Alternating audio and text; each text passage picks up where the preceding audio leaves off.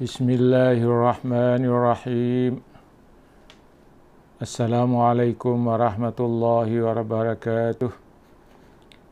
Alhamdulillahilladzi arsala rasulahu bil huda wa dinil haq liyuzhirahu 'alad dini kullihi walau karihal musyrikun. Asyhadu an la ilaha illallah wahdahu la syarikalah wa asyhadu anna Muhammadan 'abduhu wa rasuluh. Allahumma salli wa sallim ala sayyidina wa maulana Muhammadin wa ala alihi wa sahbihi ajma'in, amma ba'd.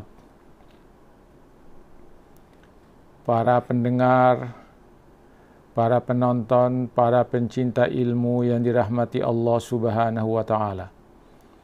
Pertama-tama syukur alhamdulillah kita panjatkan kehadirat Allah Subhanahu wa ta'ala atas segala rahmat, karunia, dan nikmat yang dianugerahkannya kepada kita sekalian, sehingga kita senantiasa dalam keadaan sehat walafiat.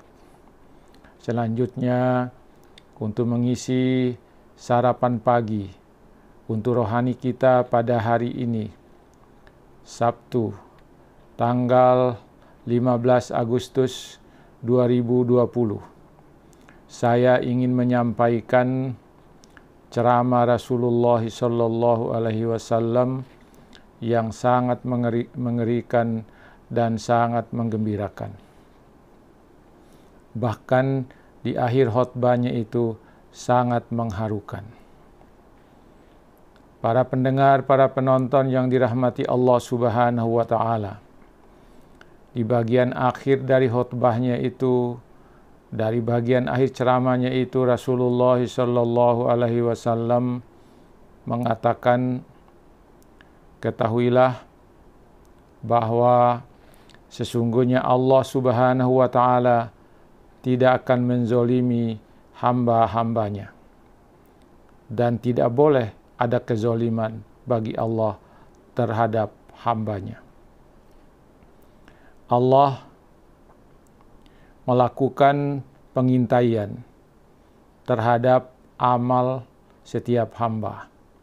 Karena itulah maka di bagian kanan dipasang rakib dan di bagian kiri adalah atid. Keduanya malaikat yang mencatat amal baik dan amal buruk manusia. Allah memberi balasan atau hukuman terhadap orang yang melakukan kejahatan dan memberi balasan kebaikan kepada mereka yang telah melakukan kebaikan. Saya ulangi, Allah memberi balasan atau hukuman terhadap hambanya yang melakukan kejahatan dan memberi balasan kebaikan kepada hambanya yang telah melakukan kebaikan. Barang siapa yang melakukan kebaikan, maka dia akan mendapatkan balasannya. Dan barang siapa yang melakukan kejahatan, maka dia juga akan mendapatkan hukumannya.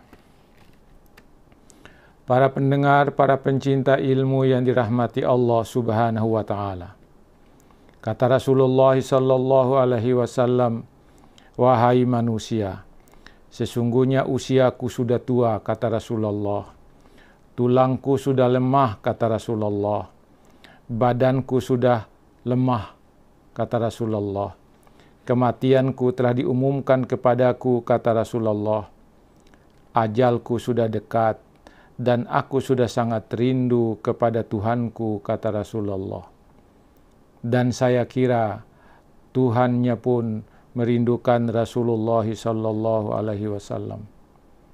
Ketahuilah bahwa sesungguhnya ini adalah pertemuan terakhirku, kata Rasulullah, antara kalian para sahabatku dengan aku.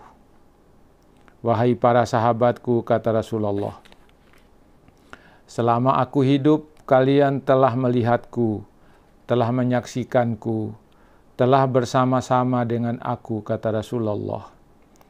Lalu apabila nanti aku mati, aku dipanggil kembali oleh Allah Subhanahu wa ta'ala, maka Allah adalah penggantiku untuk setiap muslim. Lalu Rasulullah menutup kalimatnya itu dengan mengatakan wassalamualaikum warahmatullahi wabarakatuh. Para pendengar, para penonton yang dirahmati Allah Subhanahu wa taala. Kemudian beliau sudah mau turun dari mimbar. Setelah selesai menyampaikan ceramahnya itu, tiba-tiba sekelompok orang-orang Ansar berebutan untuk mendekat kepada beliau sebelum beliau turun dari mimbarnya. Mereka lalu berkata kepada Rasulullah, "Jiwa-jiwa kami disiapkan untuk menebusmu ya Rasulullah. Siapakah yang akan menyelesaikan masalah-masalah ini?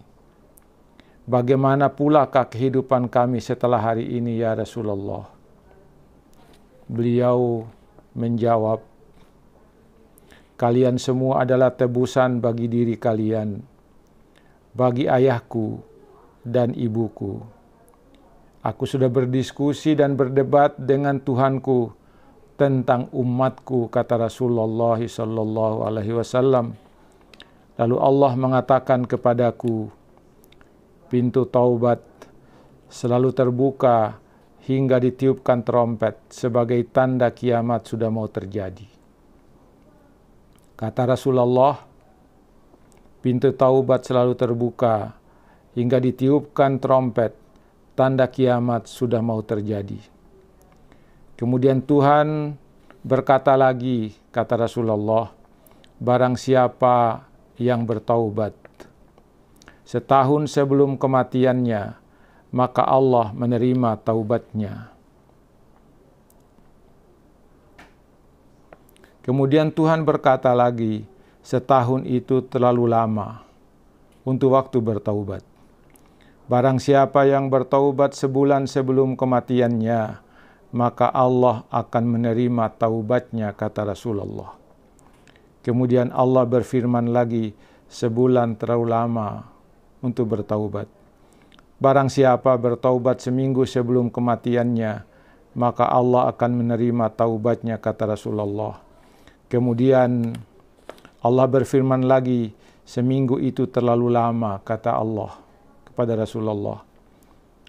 Lalu Allah berfirman lagi, "Barang siapa yang bertaubat kepada Allah sehari sebelum kematiannya, Allah akan menerima taubatnya." Kemudian